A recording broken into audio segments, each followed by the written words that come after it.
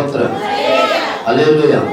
ఎవరైనా మర్చిపోతే జ్ఞాపకం చేసి ప్రయాణం చేస్తారు. చదవబడిన వాక్య భాగంలోకి వెళ్తా ఉన్నాం. కొద్ది నిమిషాలు మనం దేవుని వాక్యాన్ని మనం ధ్యానం చేసుకుందాం. ఈ వాక్య భాగంలోని అంశ భాగం ఏమిటంటే ఆయన మీతో చెప్పినది చేయండి. దేవుడు ఏదైతే మనతో చెప్తా ఉన్నాడో ఆ చెప్పిన దాన్ని మనం చేస్తూ ఉన్నప్పుడు దేవుడు మన కుటుంబాలు ఆశీర్వదింపబడతాయి, మనం దీవింపబడుతూ ఉంటాం. కాబట్టి ఆయన చెప్పినది మనం ఎప్పుడు కూడా చేస్తూనే ఉంటున్నప్పుడు మనం ఎంతగానో అభివృద్ధి చెందటానికి అవకాశం ఉంటూ ఉంటుంది. ఉదాహరణకి మనము బలహీనత కలిగి ఉంటున్నప్పుడు ఒక డాక్టర్ దగ్గర మనం వెళ్తూ ఉంటాం. డాక్టర్ గారి దగ్గరికి ఎందుకు వెళ్తాం? మనకున్నటువంటి బలహీనతని ఆయన దగ్గర పెట్టడానికి, అమ్మా ఏంటి వాక్యం ఏంటి, నీకు నేర్చం ఏంటని అడుగుతారు. ఫలానా ఫలానా ఫలానా అని చెప్తూ ఉంటాం. కాబట్టి ఆ ఫలానాని చెప్పినప్పుడు మనము ఆయన మనతో చెప్పింది మనం ఏం చేయాలి చెప్పండి? డాక్టర్ గారు చెప్పింది మనం ఏం చేయాలి చెప్పండి? పాటించాలి. అవునే కదా? ఆయన కొన్ని మందులు రాయిస్తాడు, ఇలాగని చెప్తారు. కాబట్టి ఆయన చెప్పింది మనం పాటించాలి, ఆయన చెప్పింది మనం వేసుకోవాలి. అప్పుడే మనకు ఉన్నటువంటి ఆ బలహీనతలు తొలగిపోతూ ఉంటాయి.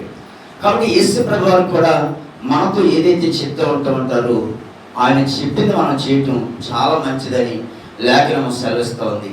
కాబట్టి ఆ మాట మీద కొన్ని విషయాలు పరిశుద్ధ గ్రంథంలో ఈ విధంగా రాయబడి ఉన్నాయి. అయితే మూల వాక్యంలో నేను చదివిన భాగం ఏంటంటే ఈ ద్వితీయోపదేశ కాండము 18వ అధ్యాయం 16వ వచనం ఈ విధంగా చివరి మాటలు ఏమనుందంటే ఆయన మాట నీవు వినవలెను అనే మాట ఉంది. దేవుని మాట మనం వినాలి. దేవుని మాట మనం ఏం చేయాలి? వినాలి. చాలా మంది మాటలు మనం వింటాం.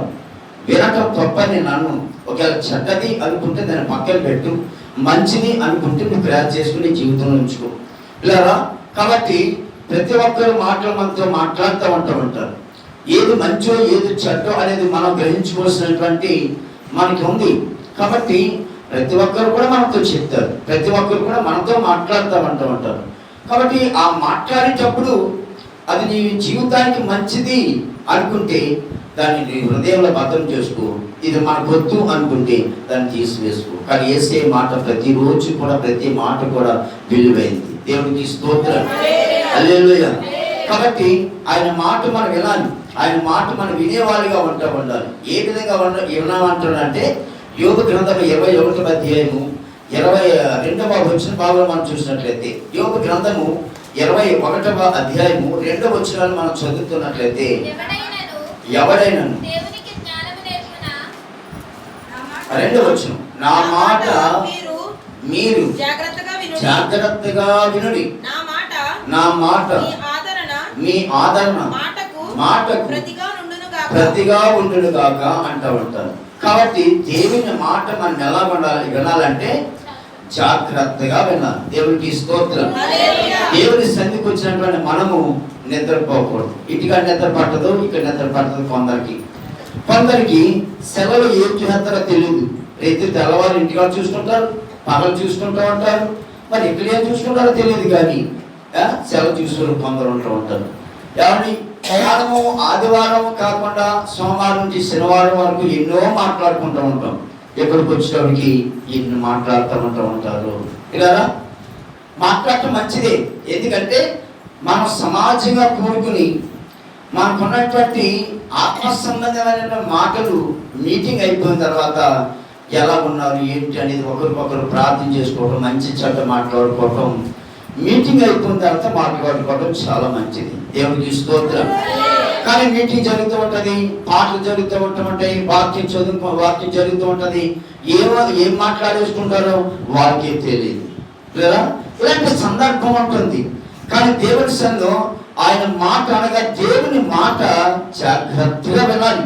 వినటం వల్ల ఏముంటుందంటే చాలా ఉపయోగం ఉంటుంది. వినటం ద్వారా ఏముంటుందంటే ఉపయోగం ఉంటుంది. అందుకని అంటున్నాను కదా, దేవుని మాట ద్వారా ఉపయోగం ఉంటుంది. మనుషులు మాట్లాడితే కొన్ని మాటలు ఉపయోగం ఉండొచ్చు, కొన్ని మాటలు ఉపయోగం లేకపోవచ్చు. కానీ దేవుని మాట ఉపయోగం ఉంటుంది. ఆయన ప్రతి మాట కూడా ఉపయోగపడేది. ఆయన మాట ప్రతిది కూడా క్షేమతో కూడింది. ఆయన మాట కూడా శక్తివంతమైనది. కాబట్టి దేవుని మాట చాలా జాగ్రత్తగా వినాలని లేఖనం సెలవిస్తూ ఉంది. అంతేకాకుండా ద్వితీయోపదేశ కాండం 28వ అధ్యాయం 1వ వచనంలో రాయబడిన మాట ఏంటంటే ఆయన మాటని శ్రద్ధగా వినాలట. యెహోవా మాట శ్రద్ధగా విని చాలు. ఎలా వినాలి చెప్పండి ఆయన మాట? శ్రద్ధగా వింటే 28వ అధ్యాయం 1వ వచనం నుండి 14వ వచనం వరకు ఉన్నటువంటి ఆశీర్వాదాలన్నీ మనకే ఉంటాయి. అవునా కదా చెప్పండి? 15వ వచనం నుంచి ఆశీర్వాదాలు తగ్గిపోయి, ఎందుకంటే మాట వినలేని వారి కోసం ఆ 15వ వచనం కాంచి రాసుకుంటూ వచ్చాడు. కాబట్టి ఈ 28వ అధ్యాయం 1వ వచనం నుండి 14వ వచనం వరకు గొప్ప గొప్ప ఆశీర్వాదాలు ఉన్నాయి, గొప్ప గొప్ప దీవెనలు ఉన్నాయి. కాబట్టి ఎవరైతే ఆయన మాట శ్రద్ధగా వింటారో వారికి గొప్ప ఆశీర్వాదాలు ఉంటాయి. దేవుని మాట మనం ఎలా వినాలంటే శ్రద్ధగా వినాలి, జాగ్రత్తగా కలిగి కూడా వినాలి. ఎందుకంటే మత్తయి రాసిన సువార్తలో ఉంటున్న మాట ఏంటంటే 4వ అధ్యాయం 4వ వచనం యేసుప్రభువు ఒక మాట అంటారు. ఏమని మాట మనం చూస్తామంటే మత్తయి రాసిన సువార్త 4వ అధ్యాయం 4వ వచనం, అందుకు ఆయన మనుషులు రొట్టు మాత్రము కాదు కానీ, రొట్టు వలన మాత్రం కాదు కానీ దేవుని నోట నుండి వచ్చే ప్రతి మాట వలన జీవించును అని రాయబడదు. దేవుని నోట నుంచి వచ్చే ప్రతి మాట వల్ల ఏమవుతాం? మనం జీవిస్తూ ఉంటాం, బ్రతుకుతూ ఉంటాం. శరీరానికి ఆహారం లేకపోతే ఎలాగైతే శరీరం బలహీనమైపోతూ ఉంటామో మనం, కానీ ఆత్మ సంబంధంగా మనం దేవుని మాట వినటం ద్వారా ఏమొస్తుందంటే జీవము అనేది మనం ఉంటుంది. అంటే జీవిస్తాడంట. ఆయన నోటి నుంచి వచ్చే ప్రతి మాట వల్ల కూడా ఏం చేస్తూ ఉంటాడంటే జీవిస్తాడు. కాబట్టి ఆయన మాట మనం చాలా జాగ్రత్తగా వినేవారిగా ఉండాలని దేవుని వాక్యం ద్వారా మనం గమనిస్తూ ఉంటాం. అంతేకాదు యోహాను సువార్త 6వ అధ్యాయంలో మనం చూసినట్లయితే యోహాను సువార్త 6వ అధ్యాయము దేవుని మాటలు అంటే ఆత్మ సంబంధమైనటువంటి జీవము కలిగినటువంటి మాటలు అని కూడా రాయబడి ఉంది. దేవుని మాటలు ఆత్మ సంబంధంగా మనము జీవింప చేస్తాయంట. ఆయన మాటల ద్వారా మనకి ఏమొస్తుందంటే ఆత్మ సంబంధంగా మనము జీవిస్తూ ఉంటాం. కాబట్టి దేవుని మాట చాలా గొప్పది. దేవుని మాట ఎలాంటిది? చాలా గొప్పది. ఆయన మాటలు వినాలి. మనం ఆయన సన్నిధికి వచ్చామంటే ఆయన మాట మనం వినాలి. ఆయన మాట మనం శ్రద్ధగా జాగ్రత్తగా విన్నప్పుడు మన జీవితానికి ఎంతో జీవంతో కూడింది. అందుకే కీర్తన గ్రంథం 81వ కీర్తన 8వ శరణంలో మనకి రాయబడిన మాట ఏంటంటే 81వ కీర్తన 8వ శరణంలో మనం చదువుతున్నప్పుడు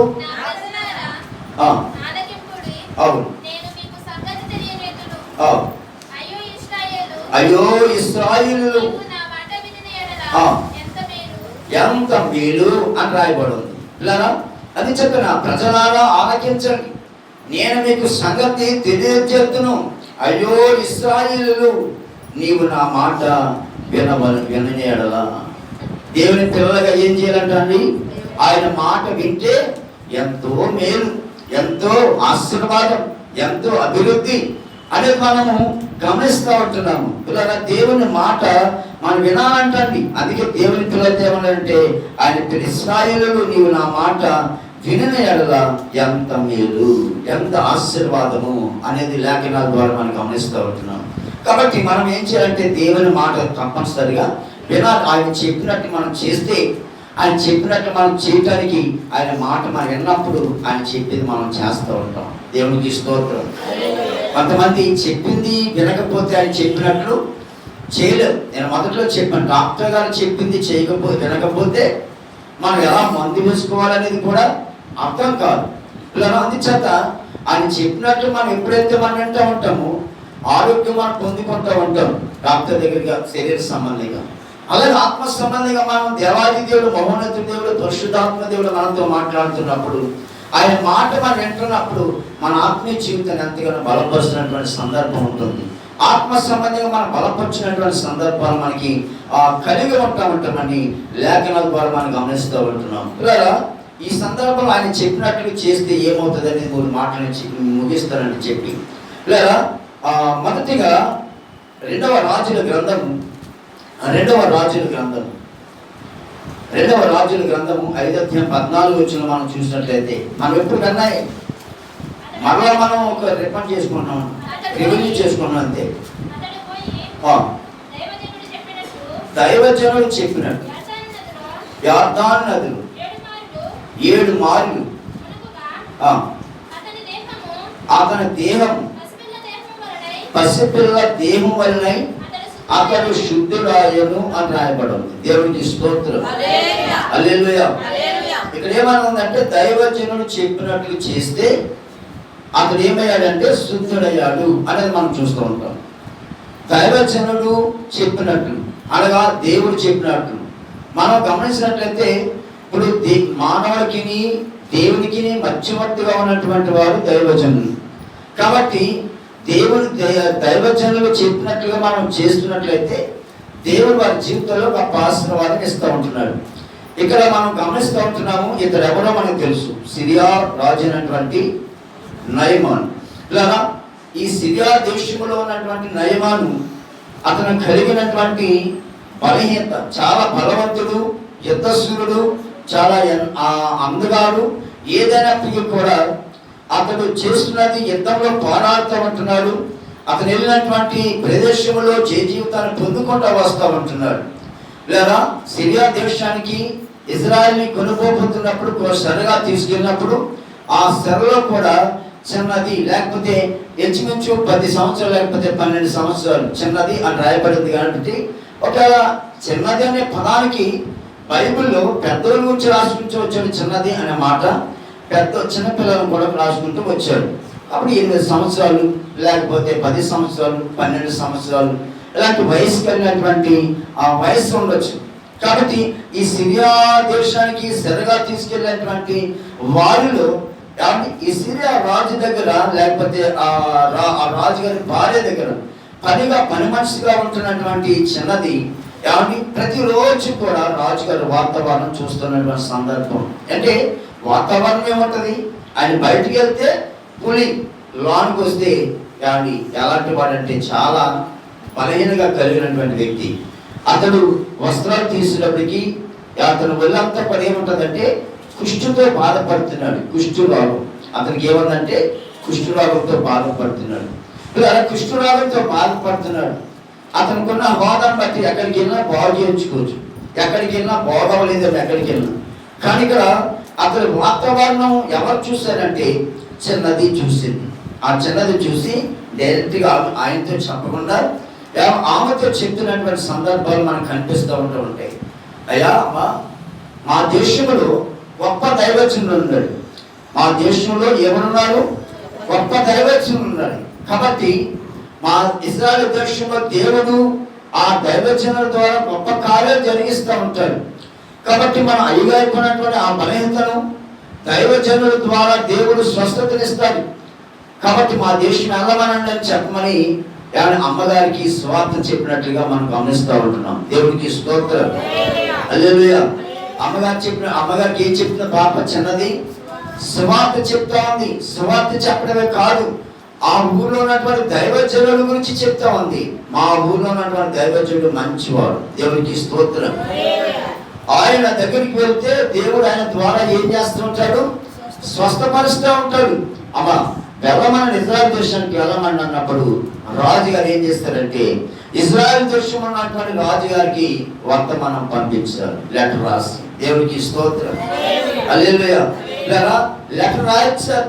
లెటర్ రాయించినప్పుడు ఆ ఇజ్రాయెల్ దేశంలో ఉన్నటువంటి రాజుగారు ఆ లెటర్ తీసుకొచ్చిన తర్వాత, అంటే సిరియా దేశం నుంచి వచ్చినటువంటి ఆ వ్యక్తి ఆ లెటర్ తీసుకొచ్చి ఇజ్రాయెల్ దేశంలో ఉన్నటువంటి రాజుగారికి ఇచ్చినప్పుడు ఆ రాజుగారి వాతావరణం ఎలా అయిందని మనం ఆలోచన చేసినట్లయితే, ఆలోచన మనం చదివినట్లయితే 6వ వచనంలో 2వ రాజుల గ్రంథం 5వ అధ్యాయము 6వ వచనం మనం చూసినట్లయితే ఆ పత్రికలో ఉన్న సంగతి ఏదనగా నా సేవకుడైన నయమానుకు కలిగిన కుష్ఠరోగమును నీవు బాగు చేయవాలని ఈ పత్రికను అతని చేత నీకు పంపించి ఉన్నాను.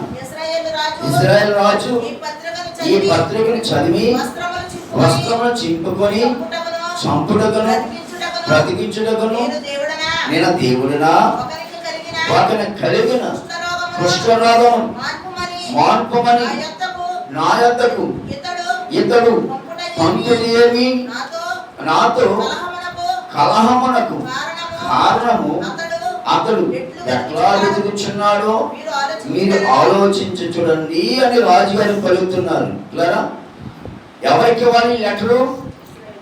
ఇశ్రాయేలు దేశంలో ఉన్నటువంటి దైవజనులకు ఇవ్వాలి. కానీ రాజుగారికి ఇచ్చారు. కానీ రాజుగారు ఏమైపోయాడు? చాలా కంగారు పడ్డారు. ఇలారా ఎవరు చేసే పని వాళ్ళే చేయాలి. ఎవరు చేసే పని వాళ్ళే చేయాలి. ఇలారా కొన్ని సందర్భాలు సంఘాల్లో కూడా చూసినట్లయితే దైవజనులు కాని పనులు సంఘ పెద్దలు కూడా చేసేవాళ్ళు ఉన్నారు. మనకి ఇక్కడ లేరు. కానీ నేను సేవకులకు మాట చెప్తాను సేవకుడి గురించి. సేవకుళ్ళు ఒక దైవజనుడు వివాహం చేస్తారు. ఆయన పౌలు గారు, స్వప్న పౌలు గారు. ఆయన ఇప్పుడు లేరు, దేవుని సన్నిధికి వెళ్ళారు. లేదా ఆయన అంటాడు ఆయన ప్రదానం చేయాలి. ప్రదానం చేస్తే ఆ పీజులు ఇచ్చుకుంటారు. తప్పదు, అది పీజులు మాత్రం తప్పదు. అందులో సంఘ పెద్ద అంటాడు పాస్టర్ గారు కాకుండా మనమే చేస్తే ఆ పీచు పడవ వదిలిపోదు కదా అంటాడు. ఎవరు చేయాలి ప్రధానం? వైద్యము డాక్టర్ గారే చేయాలి. వైద్యం ఎవరు చేయాలి? డాక్టర్ గారే చేయాలి. కంపౌండర్ చేసాడు అనుకోండి తెగమాటలు ఉంటాయి. ఇలా కడుపు నొప్పికి తగ్గడానికి మనం వెళ్ళామనుకోండి, కంపౌండర్గా చేసే వైద్యం ఎలా ఉంటుందంటే కడుపులో ఉన్నదంతా బయటకు వచ్చేలాగా చేస్తాం. ఇలా ఎందుకని చెప్తామనంటే దైవజనుడే ఎందుకు చేయాలంటే దేవుని చేత అభిషేకింపబడిన వాడు. దేవునికి స్తోత్రం, హల్లెలూయా. దేవుని చేత అభిషేకింపబడిన వాడు. ప్రధానమంత్రి దగ్గరికి వెళ్ళు, ముఖ్యమంత్రి గారి దగ్గరికి వెళ్ళు, లేకపోతే మన ఎమ్మెల్యే దగ్గరికి వెళ్ళు, ప్రెసిడెంట్ గారి దగ్గరికి వెళ్ళు, అయ్యా మా రోడ్లు బాగోలేదండి రోడ్లు వేయండి, లేకపోతే మా ఊరు వాతావరణం బాగోలేదండి మాకు వాటర్ రావట్లేదండి కాబట్టి నీరు ట్యాంక్ కట్టండి. ఇలాంటి పర్యాయాలు వాళ్ళు చేస్తారు. కానీ ఒక వ్యక్తిని స్వస్థపరచబడాలంటే ఎక్కడికి వెళ్ళాలంటే దేవుని చేత అభిషేకింపబడినటువంటి ఆ దైవజనుల దగ్గరికి వెళ్ళాలి. దేవుడికి స్తోత్రం, హల్లెలూయా. ఇలా రాజుగారికి అదే పట్టుకుంది, కంగారు పట్టుకుంది. ఆ పత్రిక ఎప్పుడు తీసుకున్నాడో, ఆ పత్రిక ఎప్పుడు తీసుకుని చదువుతూ చదువుతున్నప్పుడు అక్కడ రాయబడిన మాట ఏంటంటే కుష్ఠరోగము నేను బాగు చేయవాలని ఈ పత్రికను అతని చేత నాకు పంపించి అని ఉన్నాడు. ఏడువచ్చినట్టు రాజు ఎప్పుడైతే ఆ చదివాడో పట్ల చించుకున్నాడట, కంగారు పట్టుకుందంట.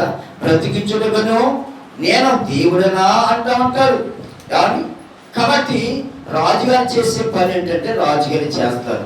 దైవజనులు చేసే పని ఏంటంటే దైవజనులు చేస్తారు. దేవుడికి స్తోత్రం, హల్లెలూయా. చాలా కంగారు పడ్డాడు రాజుగారు. ఎంత కంగారు పట్టుకున్నాడంటే చాలా కంగారు పడ్డాడు. కాబట్టి ఈ రాజుగారు అంటే సిరియా రాజు ఏ విధంగా యుద్ధానికి ఇజ్రాయెల్ దేశానికి రావాలో రాజుగారు ఆలోచన కలిగి ఉన్నాడు. ఇజ్రాయెల్లో ఉన్నటువంటి రాజుగారు సిరియా రాజు ఇజ్రాయెల్ దేశానికి యుద్ధానికి రావాలంటే వాడు ఎలా మ్యాప్ వేస్తున్నాడా ఏంటో అనుకున్నాడు. కానీ మన దేశంలో లేకపోతే మన ప్రాంతంలో ఉన్నటువంటి దైవజనుడు గొప్పోడు అనేది ఆనాడే కాదు, ఈనాడు కొంతమంది విశ్వాసులు కూడా గుర్తించలేని వారు ఉన్నారు. ఈనాడు కూడా కొంతమంది జీవితాల్లో చూసినట్లయితే ఆ దైవజనుల ద్వారా దేవుడు గొప్ప కార్యాలు చేస్తాడు. ఆ దైవజనుల ద్వారా దేవుడు గొప్ప మేలు చేస్తాడు.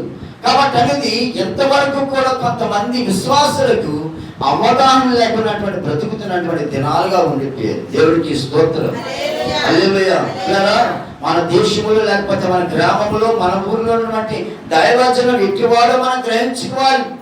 అలా గ్రహించుకున్నప్పుడు మనం ఎంతగానో ఆశీర్వదింపబడతాం అనేది లేఖనం సెలవిస్తూ ఉంది. ఇజ్రాయెల్ దేశంలో ఉన్నటువంటి ఆ గొప్ప దైవజనుని గురించి ఏలియా ఆ దేశంలో పరిపాలిస్తున్నటువంటి రాజు యొక్క అర్థమయ్యగా పడవచ్చు. కానీ నయమాన్ ఏం చేశాడంటే ఆ పత్రిక మళ్ళా తన పనివారితో దైవజనుల దగ్గరికి పంపించాడు. దేవుడికి స్తోత్రం. ఇలా దైవజనుడు చెప్పింది ఏంటంటే ఏమీ అనలేదు అక్కడ. దైవజనుడు ఏమన్నాడు? అబ్బాయి మీ యజమాని వచ్చి ఈ యొర్దాను నదిలో 7 సార్లు మొలగమన్నాడు. దేవుడికి స్తోత్రం. ఎన్నిసార్లు మొలగమన్నాడు? 7 సార్లు మొలిగితే సరిపోద్ది, ఇంకేమి చేయక్కర్లేదు. 7 సార్లు మీ యజమానుడు అందులో మునిగితే సరిపోద్ది అన్నప్పుడు ఆయన తీసుకెళ్ళి మాట రాజు ఆయనతో చెప్పాడు, సిరియా రాజుతో చెప్పాడు. ఇలా ఆయన అంటున్నాడు, రాజుగారు ఏమంటున్నాడు, నయమన్ ఏమన్నాడు, రబాయ్ మన ప్రాంతంలో గొప్ప గొప్ప నదులు ఉన్నాయి, మంచి మంచి నదులు ఉన్నాయి. ఈ నదుల కంటే మన దేశంలో ఉన్నటువంటి నదులు చాలా గొప్పవి. కాబట్టి అందుచేత మన దేశంలోకి వెళ్ళిపోతున్నాడు అన్నాడు. అప్పుడు పనివాడు అన్నాడు, అయ్యా మీరు ఏమన్నా ధనధైర్యాలు ఇమ్మన్నాడా, లేకపోతే అది చేయమని ఇది చేయమని అన్నాడా? కాబట్టి 7 సార్లు మునగమన్నాడు కదండి. కాబట్టి ఆ 7 సార్లు మునిగితే పోయిందే ఉంది అని ఆ పనివాడు చెప్పాడు ఆ రాజుగారికి. కాబట్టి 7 సార్లు 6 సార్లు మునిగి ఉంటాడు. 6 సార్లు మునిగేటప్పటికి తన దేహం కూడా శుద్ధి అవ్వలేదు.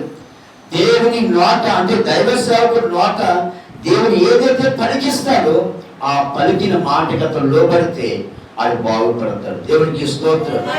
ఇలా 7వసారి మునిగి లేచి చూసినోడికి ఏమైపోయింది?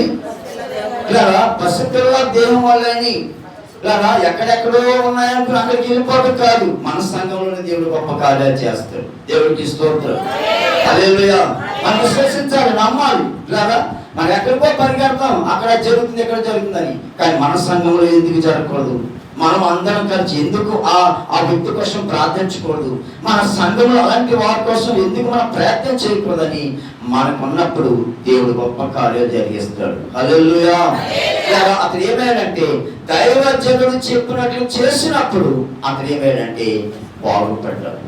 ఈ రోజున దేవుడు చెప్పినట్లు మనం చేస్తే మన కుటుంబాలు ఆశ్రదింపబడతాయి, దీవింపబడతాయి. ఎవరు అంతేగాని మనం ఆదివారం వచ్చేవారికి ఎక్కడ మిస్ అయిపోతామో తెలియదు. ఎవరు దేవుని బైబిల్ చదవం, ప్రార్థన చేసుకోం, ఎవరు దేవుళ్ళు మనం ఆత్మ సంబంధమైన జీవితం మనం అనుభవించం. కానీ మనం ఆత్మ సంబంధంగా మనం అనుభవించకపోతే మన జీవితాలు ఎలా బాగుపడతాయి, మనం అలాగే ఆశ్రదింపబడతాం. కానీ ఇక్కడ మనం మొట్టమొదటిగా మనం చూసింది ఏంటంటే నయమాను కుష్ఠరోగంతో బాధపడుతున్నప్పుడు ఏమండి దైవజనుడు చెప్పినట్టు చేసినప్పుడు ఏమయ్యాడంటే అతడు బాగుపడ్డాడు. దేవుడికి స్తోత్రం. ఈరోజున దేవుడు చెప్పినట్టు మనం చేస్తే మన కుటుంబాలు ఆశీర్వాదకరంగా ఉంటాయి. రెండవది నేను చెప్పేది ఏంటంటే యోహాను సువార్త 2:5 మనం చదువుతున్నప్పుడు అక్కడ మనకు తెలిసిన విషయం ఏంటంటే ఒక వివాహం జరుగుతుందని, ఆ వివాహంలో చాలా మంది కూడా వచ్చారని, చాలా మంది కూడా వస్తున్నప్పుడు ఆనాడు సాంప్రదాయ ప్రకారంగా వచ్చిన వాళ్ళందరికీ కూడా వారు ద్రాక్షరసం ఇవ్వటం, వారికి ఉన్నటువంటి ఆ మర్యాద చెప్పిన వాళ్ళు జరిగించుకోవటం అనేది మనం చూస్తూ ఉంటాం. ఇలా ఆనాడు వివాహానికి వచ్చినటువంటి వారు మనకి వివాహం చేసుకున్నాం అనుకోండి, మనకు వచ్చిన వాళ్ళందరూ కూడా ఏమిస్తాం? ఇప్పుడు అందరికీ కూడా మరి విడిదికి వస్తారు. కొంతమంది పెళ్లి కొడుకు తరపునో పెళ్లి కూతురు తరపునో ఏం చేస్తారు చెప్పండి, విడిదికి వస్తారు. ఆ విడిదిలో మనం ఏం చేస్తూ ఉంటాం? విడుదల ఏం చేస్తూ ఉంటాం? ఆ టైంకి అసలు ఇప్పుడు ఏంటది రసనాలు ఏం కలుగుతూ ఉంటున్నారు, కొంచెం ఉన్నవాళ్ళు అయితే డ్రింక్ బాటిల్ అయ్యేట్టు వస్తూ ఉంటారు. ఇలా కాబట్టి వాళ్ళకి ఇచ్చే మర్యాద ఏంటంటే రసనాలు వస్తుండగా మనం ఏం చేస్తాం? ఇస్తూ ఉంటాం. లేకపోతే ఆ విడుదలకి పట్టుకెళ్ళి పూలను లేకపోతే స్వీట్లను అవి పెడతా ఉంటాం. కాబట్టి అవన్నీ కూడా వాళ్ళు తింటూ ఉంటారు, రసనాలు కూడా తాగుతూ ఉంటారు. మన ఊళ్ళో సాంప్రదాయం అది. కాబట్టి వచ్చిన వాళ్ళందరూ కూడా మనం ఏం చేస్తామంటే రసనాలు ఇవ్వకపోయినా మంచిగానే ఇస్తూ ఉంటాం. కాబట్టి అంటే వచ్చిన వాళ్ళందరికీ, బంధువులకి అందరికీ. కానీ ఆ దేశంలో ఉన్నటువంటి విధానం ఏంటంటే వివాహానికి ముందుగానే వివాహానికి 1 వారం రోజులు 10 రోజులు ముందుగానే వచ్చిన వాళ్ళందరూ కూడా ఏం చేస్తారంటే వారికి ద్రాక్ష రసం అని ఒక వాళ్ళు తిన్నటువంటి ఆహారం అనేది కూడా ఏర్పాటు చేస్తూ ఉంటారు. ఎందుకంటే మన ఇంట్లో కూడా పెళ్ళేటోడికి చుట్టాలు ఎంతమంది వచ్చేస్తారు. కానీ వాళ్ళు వచ్చిన వాళ్ళందరూ కూడా ఏం చేయాలి మనం చెప్పండి అమ్మ, ఏం చేయాలి? మర్యాద చేయవద్దా? మీరు చేయలేనట్టుగా మాట్లాడుతున్నారు కదా. మీ ఇంటికి వచ్చిన చుట్టాలకి ఏం చేస్తామన్నారు? మర్యాద చేస్తున్నారు లేదా? మర్యాద చేయాలి, తప్పదు. ఎందుకంటే మన ఇంట్లో కార్యక్రమం కానీ వాళ్ళు రాక వస్తుంటారు ఎక్కడి నుంచో. 1 వారం రోజులు ముందు వస్తారు, కానీ 1 వారం రోజులు ముందు వస్తారు. వెళ్ళేటప్పుడు వెళ్ళేటప్పటికి 2 రోజులు పడుతుంది. కానీ మర్యాద చేయాలి. వాళ్ళు మర్యాద చేయకపోతే మరో విధానం అనుకుంటూ ఉంటారు. కానీ వీళ్ళందరూ కూడా వచ్చే సమయానికి వాళ్ళు ఏంటంటే మర్యాద చేస్తారు, కానీ వాళ్ళు ఏర్పాటు చేసినటువంటి ద్రాక్ష రసం అయిపోయింది. వివాహ సమయం వచ్చింది, కానీ యేసుప్రభువుని కూడా ఆహ్వానం పంపించుంటారు. ఆహ్వానం పంపించే గొప్పలు ఎవరు సాధారణంగా ఆహ్వానం పంపించేది ఎవరు కూడా సాధారణంగా వెళ్ళరు.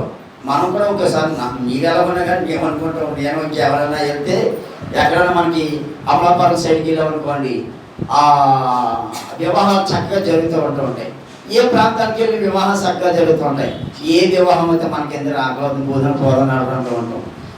అంటాడు మన వెనకాల కూర్చున్నవాడు అంటే ఉంటాడు, కార్డు ఇచ్చారా మీకు, కార్డు ఇవ్వదే ఏం చేస్తా ఉంటాం మనం అని ఎలాగా ప్రశ్నిస్తూ ఉంటారు. కార్డు అని పెళ్ళికొడుకు దొరికినాం, పెళ్ళికొడుకు దొరికినాం అని చెప్పొచ్చు. పోదనాడు బోధనకి మంచి మంచి బోధన దొరుకుతాయి అనుకుని నేను ఒకసారి అంటూ ఉంటాను. దేవుడికి స్తోత్రం, హల్లెలూయా. ఇలా నేను ఒక నీతి కథలు విన్నాను. ఒక అంటే యూట్యూబ్లో విన్న మాట ఏంటంటే, వాడు భోజనానికి పిలవకుండా కానీ భోజనానికి వచ్చేసాడు. భోజనానికి పిలవకుండా భోజనం చేస్తున్నాడు ఒక అతను కొంచెం పేదవాడు ఉండొచ్చు, భోజనం చేస్తూ ఉన్నాడు. కాబట్టి వాడు వచ్చి అడుగుతున్నాడు, నీకు పెళ్లి కార్డు ఇచ్చారా, వచ్చి భోజనం చేస్తున్నావు అని. ఆడంటాడు, ఇవ్వకపోవటం నీది పొరపాటు అంటాడు. ఇవ్వకపోవటం ఎవరితో పొరపాటు, అవతల పొరపాటు అంట. వీడు అడుగుతున్నాడు, ఈ యజమాని అడుగుతున్నాడు, నువ్వు కార్డు ఇచ్చారా, భోజనం చేస్తున్నావు, కార్డు చెప్పకుండా భోజనం చేయటం ఎవరు రమ్మని అంటే, నువ్వు నన్ను పిలవకపోవటం నీదే పొరపాటు అంటాడు. ఇలా ఎలాంటివి ఉంటాయి సందర్భాలు. కాబట్టి ఈ కానాను విందులో ఏమైపోయిందంటే ద్రాక్షారసం అయిపోయింది. ద్రాక్షారసం అయిపోయినప్పుడు కంగారు పడుతున్నారు. ఆ సమయానికి ఎవరు వచ్చారు? యేసు ప్రభువు వారు కూడా వివాహానికి పిలువబడ్డారు కాబట్టి శిశువులతో కూడా పాటు వచ్చారు. కాబట్టి వివాహానికి పిలవని ఆయన రాడు, ఎక్కడికి కూడా ఆయన కేకేంది ఎక్కడికి రాడు. కాబట్టి ఆ వివాహాన్ని పిలిచారు కాబట్టి వచ్చాడు. అందులో మరియమ్మ కూడా ఉన్నారు కాబట్టి మరియమ్మ యేసు ప్రభు గారిని ముందుకు వచ్చారు. కానీ ద్రాక్షారసం అయిపోయిందని కంగారు పడుతూ ఉన్నారు. కంగారు పడుతున్నప్పుడు మరియా కూడా చాలా కంగారు పడుతున్న సందర్భాలు మనకి కనిపిస్తూ ఉంటున్నాయి. కాబట్టి ఇక్కడ ఈ సందర్భాల్లో అక్కడ రాయబడిన మాట ఏంటని మనం ఆలోచన చేసినట్లయితే, అతని తల్లి పరిచారికులను చూచి ఆయన మీతో చెప్పినది చేయడనేను. తొందర పడకండి, మీరు ఆయన చెప్పింది మీరు చేయండి, కంగారు పడకండి. ఎందుకంటే ఆయన గొప్ప కార్యాలు చేసేవారని మరియా గుర్తించింది. ఆయన అద్భుత కార్యములు జరిగించేవాడు, కుటుంబంలో నెమ్మదినిచ్చేవాడు, సమాధానం ఇచ్చేవాడు, రోగాలను స్వస్థపరిచేవాడు. ఎలాంటి సందర్భాల్లో ఉన్నా సరే, ఎటువంటి భయంకరమైనటువంటి సమస్యలు ఉన్నా సరే, ఆ భయంకరమైన సమస్యలను తీసి ఆయన ధైర్యపరిచేవాడు అనేది మరియమ్మ కూడా గుర్తించింది. కాబట్టి మరియమ్మ కూడా గుర్తించినప్పుడు ఆయన అక్కడ ద్రాక్షారసం అయిపోయిన తర్వాత నా సమయం ఇంకా రాలేదని యేసు ప్రభు వారు మాట్లాడుతూ ఉన్నప్పుడు, అప్పుడు శిశువులతో మాట్లాడుతున్నటువంటి పరిచారకులతో మాట్లాడుతున్నటువంటి మరియమ్మ తల్లి ఏమంటుందంటే, ఆయన చెప్పినది చేయడం నేను. దేవుడికి స్తోత్రం. ఆయన ఏదైతే చెప్పాడో ఆ పరిచారకులు అది చేసినట్టుగా మనం గమనిస్తూ ఉంటున్నాం. దేవుడికి స్తోత్రం. ఆ పానలో నీళ్ళన్నీ కూడా ద్రాక్షారసం అంతా కూడా అయిపోయింది. మళ్ళీ కొత్తగా ఏం చేస్తున్నారు? ఆ పానలో నీళ్లను నింపడని యేసు ప్రభు వారు చెప్పినటువంటి మాటను వాళ్ళు విన్నారు. విని ఏం చేస్తారంటే ఆ పాన అంచుల మట్టికి వాళ్ళు ఏం చేస్తారు? నీళ్లను నింపినట్లుగా మనం గమనిస్తూ ఉంటున్నాం. దేవుడికి స్తోత్రం, హల్లెలూయా. వాళ్ళు పట్టుకెళ్ళి మొదటి ద్రాక్షరసం అంటే గడకాలు తాగుతున్నటువంటి ద్రాక్షరసము చాలా మధురంగా ఉందంట. ఎలా ఉంది చెప్పండి? దేవుడు చేసినటువంటి అద్భుతాలు కార్యాలు గొప్పగా ఉంటాయి. అయితే ఒక పాయింట్ ఏంటంటే, మన జీవితంలో మనం చూసుకోవాల్సింది, బాణ అనగా హృదయానికి సాదృశ్యం. బాణ అనగా ఏం చెప్పండి? హృదయానికి సాదృశ్యం. నీళ్ళు అనగా వాక్యానికి సాదృశ్యం. కాబట్టి ఇప్పుడు బాణలో నీళ్లు పాతవైపోయినాయి, పాత నీళ్ళు ఉండేవి అయిపోయినాయి. ఇప్పుడు కొత్తగా మనం నింపుకోవాల్సింది ఏం చెప్పండి? వాక్యాన్ని మనం దినదినము కూడా నింపుకోవాలి. నింపుకోవడము ఆశీర్వాదకరంగా ఉంటుంది, దీవెనకరంగా ఉంటుంది, మేలుకరంగా ఉంటుంది. ఆ వాక్యమే మనం బ్రతికిస్తుంది, ఆ వాక్యం మనకి నెమ్మదిస్తుంది. ఆ వాక్యము అగ్ని వంటిది అని రాయబడింది, ఆ వాక్యము షబ్బు వంటిది అని రాయబడింది, ఆ వాక్యము శక్తి కలది అని రాయబడింది. ఇప్పుడు మన హృదయంలో ఏమి నింపుకోవాలి? ఏమి నింపుకోవాలి? వాక్యాన్ని నింపుకోవాలి. దినదినము కూడా ఆ వాక్యం నింపుకుంటున్నప్పుడు మన జీవితం ఎంతో మధురంగా ఉంటుంది, ఎంతో మధురంగా ఉంటుంది. ఎంత మధురమో యేసుని ప్రేమ, ఎంత మధురమో యేసుని ప్రేమ, ఎంత మధురమో యేసుని ప్రేమ, ఎంత మధురమో యేసుని ప్రేమ.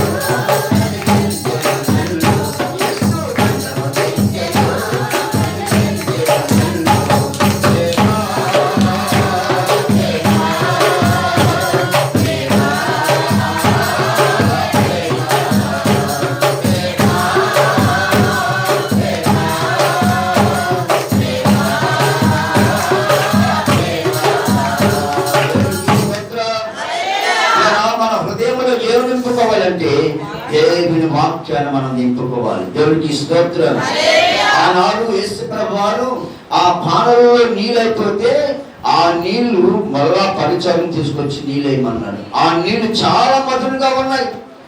వాళ్ళందరూ అడుగుతూ ఉంటున్నారు, అయ్యా మేము ఎప్పుడు ఎక్కడ తాగలేనటువంటి ద్రాక్షారసాన్ని, పాత కొత్త ద్రాక్షారసాన్ని మీరు వెనక్కి ఉంచుకుని పాత రసాన్ని నుంచి మాకు ఇచ్చారని చాలా కంగారు పడ్డారు. ఈ రోజున పిల్లరా, మన పాత జీవితానికంటే కొత్త జీవితం చాలా మధురం. కొత్త జీవితంలోకి ఎవరు వచ్చారు? యేసు ప్రభువు వచ్చారు. ఆ కొత్త జీవితంలో మన జీవితాన్ని చూస్తున్నప్పుడు, ఎవరైనా మన జీవితాన్ని పరిశోధన చేస్తున్నప్పుడు మన జీవితానికి ఎంతో మాధుర్యం. ఎందుకంటే ఇది వారి కుటుంబంలో నెమ్మది లేకుండా చేస్తాం, సమాజంలో నెమ్మది లేకుండా చేస్తాం, ఎక్కడ చూసినా వారికి నెమ్మది లేకుండా చేస్తాం, మనం కూడా నెమ్మది లేకుండా బ్రతికం. కానీ ఈ రోజున దేవుని వాక్యం మన హృదయంలోకి వచ్చిన తర్వాత మన హృదయాన్ని శుద్ధి చేసి బాగు చేసి మన జీవితాన్ని మాధుర్యముగా ఉంచినటువంటి వారు ఎవరు అంటే దేవుడికి స్తోత్రం. ఆయన చెప్పినప్పుడు మనం చేస్తే మన మాధుర్యమైనటువంటి జీవితంలో బ్రతుకుతాం. దేవుడికి స్తోత్రం. హల్లెలూయా. మూడవది ఏంటంటే లూకాసు వార్త 5వ అధ్యాయం 6వ వచనం. సభకి మాట చెప్పిన ముగిస్తానండి. దేవాది దేవుని వాక్యం సన్నిధిలో మనం చూసినట్లయితే యేసు ప్రభువారు పేతురుతో మాట్లాడుతున్నారు. సీమోను పేతురుతో మాట్లాడుతూ ఉన్నారు. అమ్మా, వారు అలాగూ చేసి విస్తారమైన చేపలు పట్టి అందుచేత వారి వలలు పిగిలిపోవచ్చుండగా వారు వేరొక దోణిలోనున్న తన పాలివారు వచ్చి తమకు సహాయం చేయవలెనని వారికి సైకిల్ చేస్తూ ఉన్నారు. వారు వచ్చి రెండు దోణులు మునుగునట్లు నింపిరి. చాలు. దేవుడికి స్తోత్రం. దేవుడు చెప్పినట్లు చేస్తూ ఉన్నప్పుడు వారికి ఎంతో ఆశీర్వాదం ఉంది. వారు రాత్రి అంతా కూడా ఏం చేస్తూ ఉన్నారు? శ్రమ పడుతూ ఉన్నారు, ప్రయాస పడుతూ ఉన్నారు. వారికి వలగేయటం తెలదా? చేపలు ఎక్కడ ఉన్నాయో తెలియదా? లేదా వాళ్ళు పుట్టిన కాడి నుంచి కూడా వాళ్ళు ఉండేది ఎక్కడంటే నీటిలోనే ఉంటారు, పడవ మీదే ఉంటారు. లేదా పడవ మీద ప్రయాణం చేస్తారు. వాళ్ళ తండ్రి కూడానో తాతగారు కూడానో వారు కూడా పడవ మీద తీసుకువెళ్తూ ఉంటారు పిల్లల్ని. ఎందుకంటే వాళ్ళు భయం పోవడానికి. వారు కూడా అందులో ట్రైనింగ్ అవడానికి ఏం చేస్తూ ఉంటారంటే చిన్నప్పటి నుంచి కూడా వాళ్ళు చేప పట్టడానికి ట్రైనింగ్ పంపిస్తారు. వాళ్ళు అవగాహన చేసుకుంటారు. ఈ సమయానికి ఇక్కడ ఉంటాయి, ఈ టైంకి ఇక్కడ ఉంటాయి, ఈ సమయంలో వల వేయాలి, ఎలా ఉండాలి అబ్బాయి, పడవ ఎలా నడుపుకోవాలి అనేది వారికి ట్రైనింగ్ ఇస్తున్నటువంటి సందర్భాలు కనిపిస్తూ ఉంటాయి. పిల్లలు మా అక్కగారింటికి మన వాడలో ప్రాంతానికి వెళ్తున్నప్పుడు మంచి బోట్ మీద వెళ్తూ ఉంది బండి, పడవ. కానీ బోట్ మీద వెళ్తా ఉన్నప్పుడు మయానికి వెళ్ళేటప్పటికి ఎంత ఎలా ఉన్నాయంటే ఇలాగ ఉంటాయి. వీడు ఇద్దరు వెళ్తా ఉన్నాడు. పిల్లరా చాలా భయం వేసింది. నేనున్నాను, అందులో ఇంకో పాస్టర్ గారు ఉన్నారు, ఇంచుమించు 2-3 ఉన్నారు. పిల్లరా మా పాస్టర్ గారు కూడా ఉన్నారు. కాబట్టి చాలా భయం వేసింది.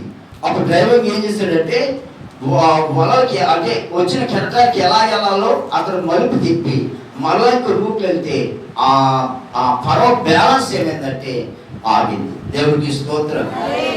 ఆ బ్యాలెన్స్ తెలియకపోతే మనం ఏం చేస్తారంటే అందులో ముంచేస్తారు. కాబట్టి అందుచేత అక్కడ పడవ నడిపోలు కూడా బ్యాలెన్స్ లో నడుపుతూ ఉన్నారు. కానీ ఇక్కడ పేతురు, సీమోను, ఆంధ్రేయులు అందరూ కూడా చేపలు పట్టుకోవాలి. వాళ్ళకి చేపలు పట్టడం చిన్నప్పటి నుంచి కూడా తెలుసు. ఏ సమయానికి చేపలు ఎక్కడికి వస్తాయో, ఏం వేస్తే వస్తాయో, ఏ సందర్భంలో వస్తాయో అనేది వాళ్ళకి తెలుసు. కానీ తెలియకుండా లేరు. కానీ వాళ్ళు ఏం చేస్తూ ఉన్నారంటే రాత్రి అంతా కూడా వాళ్ళు ఏం చేస్తూ ఉన్నారు?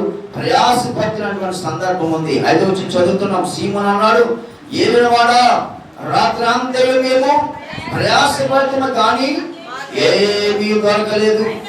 అయినాను నీ మాట చెప్పున మేము వలలు వేసింది ఆయనతో చెప్పారు. దేవునికి స్తోత్రం. హల్లెలూయా. రాత్రంతయు శ్రమ పడినా రాయేడు ప్రభు జయము.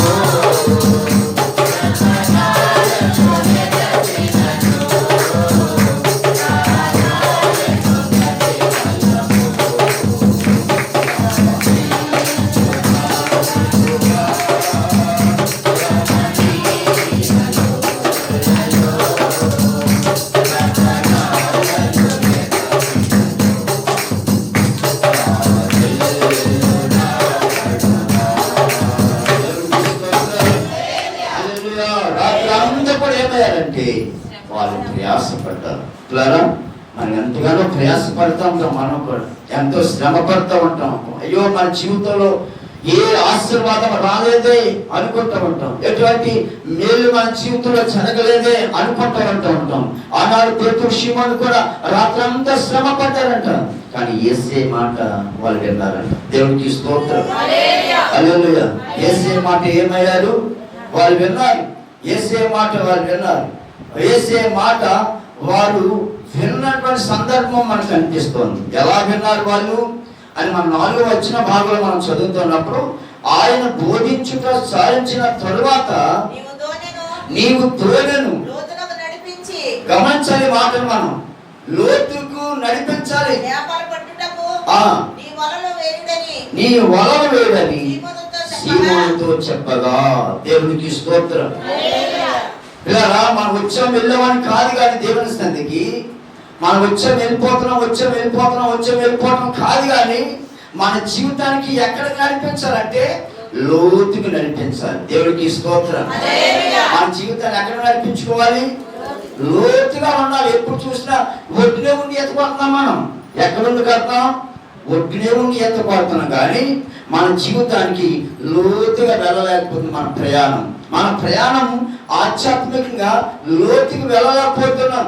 ఇలా క్రీస్తు మహిమేశ్వరంలో మనం జీవించాలంటే మన జీవితాన్ని ఏం చేయాలంటే లోతుగా నడిపించాలి. లోతుగా నడిపించాలంటే ప్రార్థన మనం లోతుగా చేస్తూ ఉండాలి. దేవుడికి స్తోత్రం. వాక్యం లోతుగా చదువుకుంటూ ఉండాలి. దేవుని పనికి మనం లోతుగా ప్రయాణం చేస్తూ ఉండాలి. మన జీవితం ఎప్పుడు కూడా ఎలా ఉండాలంటే లోతుగా ఉండాలి. నువ్వెన్ని సంవత్సరాలు వేసినా కానీ ఒడ్డునే కొట్టుకుంటే ఆశీర్వాదం అనేది రాదు పిల్లలు. కానీ మనం ఎక్కడికి ప్రయాణం చేయాలి. ఆనాడు సీమోను పేతురుతో దేవుడు ఏమన్నాడంటే, నీ నావను నీ పడవను ఎక్కడికి అంటమన్నాడంటే లోతుకి అంటున్నా నాయన. లోతుకి వెళ్తే నేను నీ కొరకు అక్కడ ఆశీర్వాదాన్ని ఏం చేశాను? సిద్ధపరిచాను. కాబట్టి ఆశీర్వాదానికి అక్కడ సిద్ధపరచాను. కాబట్టి నువ్వు లోతుగా ప్రయాణం చేయి. దేవుని మందిరానికి వచ్చినటువంటి నీవు, దేవుని సన్నిధిలో ఉంటున్నటువంటి మనము లోతుగా ప్రయాణం చేస్తున్నప్పుడు మన ఆశీర్వాదాన్ని దేవుడు అప్పగించుతాడు. దేవుడికి స్తోత్రం, హల్లెలూయా. ఆనాడు వారు యేసే చెప్పిన మాటలు విన్నారు. అది చేత యేసే చెప్పిన మాటలు విన్నారు కనుకనే అక్కడ ఏం చేశారంటే ఆ దోణులను లోతుకు నడిపించారంట. దేవుడు అక్కడ ఎంత ఆశీర్వాదాన్ని ఇచ్చారో తెలుసు. 6 వచ్చినారు, మనం 7 వచ్చిన తెలుసుంటే వారు వేరొక దోణిలోనున్న తమ 10 పాలువారు వచ్చి తమకు సహాయము చేయవలనని వారికి సైకిల్ చేస్తున్నారు. రండిరా బాబు, మేము లాగలేకపోతున్నాం, ఈ బాబునే ఈ చేప లాగలేకపోతున్నాం, మీరు కూడా ఏం రావాలి? సాయం రండి బాబుని కూడా కేకలేస్తున్నారు. ఎప్పుడైనా కేకలేస్తారు వాళ్ళు? అలాగా ఎప్పుడైనా కేకలేస్తారా? మా జీవితంలో చేపలు పట్టారా, మీరు కూడా సాయం రండి అన్నారు. ఏదో 10 చేప వస్తే పట్టుకెళ్తున్నారు, అమ్ముకున్నారు, తింటున్నారు. అయితే వాళ్ళు బతికేలాగా ఉంది. ఎప్పుడు వాళ్ళు బ్రతికుందంటే ఆ పడవ లోతులోకి వెళ్ళలేకుండా ఉంది. ఇలా మన పడవ కూడా మన జీవితాలు అంటే పడవ లాంటిది. యేసయ్య దగ్గరకు వచ్చినటువంటి మన జీవితాన్ని కూడా ఎక్కడ నడిపిస్తూ ఉండాలంటే లోతుగా నడిపిస్తూ ఉండాలి. దేవుడికి స్తోత్రం. యేసు ప్రభువు అన్నారు లేదా? మాట చెప్పండి. యేసు అంటే ఏమన్నారు? ఆ పడవను లోతుకి అంటున్నారు. అంటే దేవుడు లోతులో సిద్ధపరచాడు, అక్కడే సిద్ధపరచాడు. అప్పుడు ఏమన్నాడు వాళ్ళ? దేవుడికి స్తోత్రం. మనం కూడా లోతులకు ప్రయాణం చేస్తే అది దేవుడు మనకు వచ్చే ఆశీర్వాదం ఆయన అక్కడ దాచి ఉంచుతాడు. అందుకే ఓ ఇశ్రాయేలులు నా మాట వింటే ఎంత మేలు అని చెప్పి ఈ ఉదయకాల వేళలో దేవుడు చెప్పినట్లుగా మనం చేద్దాం. దేవుడు చెప్పినట్టుగా మనం చేస్తే దేవుని ఆశీర్వాదాలు మన కుటుంబాలకు ప్రవహిస్తాడు, మన పిల్లలకు మనకి ఇస్తాడు. మన కుటుంబంలో ఏదైతే లోటు ఉందో ఆ లోటుని అంతా కూడా ఏం చేస్తాడంటే ప్రభు తీరుస్తాడు. కాబట్టి మనం ఏం చేద్దామంటే ఆయన చెప్పింది మనము చేద్దాం. ఆయన మాట మనం జాగ్రత్తగా విందాం, శ్రద్ధగా విందాం. ఆయన మాట జీవంతో కూడినది. కాబట్టి ఆయన సన్నిధిలో మనము మొట్టమొదటి మనం ఏం చేయాలి? కుష్ఠరోగైనటువంటి నయోమని ఎలాగైతే ఆ యోర్దాను నదులు 7 సార్లు మునిగాడు, ఆయన ఒళ్ళంతా కూడా ఏమైపోయిందంటే దేహం అయిపోయింది. రెండవదిగా యేసు ప్రభువారు వారు చెప్పినట్లుగా పానలో నీళ్లు నింపినప్పుడు దాన్ని ఎలాగైతే మధురంగా ఉన్నాయో మన జీవితాన్ని కూడా అలా చూసుకోవాలి. అలాగే పేతురు సీమోను కూడా వల వేస్తా ఉన్నప్పుడు వల ఎక్కడ వేస్తున్నారు? వాళ్ళు ఒడ్డునే వేస్తా ఉన్నారు. వల ఎక్కడ వేస్తున్నారు? ఏమీ లేని కాడ వేస్తా ఉన్నారు. కానీ యేసయ్య అన్నాడు, లోతుకి నడిపించి అన్నాడు. కానీ మన జీవితాన్ని కూడా కొద్ది లోతుకి వెళ్తే ఎవరి దేవుని ఆశీర్వాదాలు మనం చూస్తూ ఉంటాం. ఆ వెళ్ళాం, ఆదరించుకున్నాం, వచ్చేసాం. ఈరోజు చదువుకునే పిల్లలు కూడా అదే చేస్తున్నారు. వెళ్ళాం, అక్కడ ఆదరించుకున్నాం, వచ్చేస్తాం. మళ్ళీ నేనేమో గోలికాయల ఆటలు, లాలబిన్ ఆటలు, బాల్ ఆటలు, ఇవే తప్ప. మళ్ళీ వాళ్ళు అడిగేటప్పటికి బ్యాగులకి ఇంటికి వచ్చేస్తారు. అయ్యి బాబు నా కోరిక ఎంత బాగా చదివేశాడు, నా పూర్తి అంత బాగా చదివేసిందని మళ్ళీ గీలు కాపీలు మళ్ళీ న్యాసకాన్ని కూడా పెట్టలేళ్ళకి. మళ్ళీ అక్కడ పొద్దున ఏం చేస్తున్నారు? 9 గంటలకి ఆదరించుకున్నారు. రే వచ్చమా వచ్చిన మాస్టర్ అండి అని అన్నాడు. ఆదరించుకున్నారు. పుస్తకాలు అక్కడ ఉన్నాయి. ఏమండి ఇవి బయటకు వచ్చేస్తున్నారు. అలాగే వచ్చాను వాళ్ళకి ఏమన్నా ఆలు వస్తాయి, ఇవి వస్తాయా? నా కొడుకు అంతగా ఎన్ని క్లాసులకి వెళ్ళినా, ఎన్ని రోజులకి వెళ్ళినా అంటే ఆడు చెప్పలేకపోతుంది. ఏంటండి మాస్టర్ సరిగ్గా చెప్పట్లేదా అనుకుంటూ ఉంటారు. పిల్లరా మాస్టర్ పొరపడితే ఏం పొరపడి చెప్పండి. పిల్లరా మనం నాయకుడు అయినటువంటి యేసుక్రీస్తు ప్రభువారు గొప్పవాడు. దేవునికి స్తోత్రం. ఆయన చెప్పినట్లు మనం చేస్తే మన జీవితాలు, మన కుటుంబాలు ఆశీర్వదింపబడతాయి. అటు రీతిగా మనం దినదినము కూడా ఆయన చెప్పినట్లుగా చేద్దాం. అటు కృప ప్రభు మనందరూ కూడా అనుగ్రహించును గాక. అందరూ కూడా లేచి నిలబడదాం. అందరూ కూడా లేచి నిలబడదాం.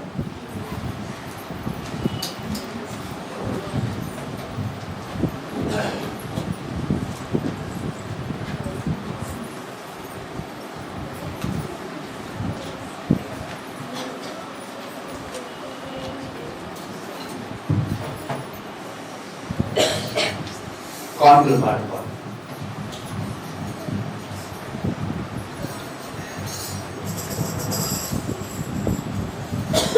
నూతనమైన కృప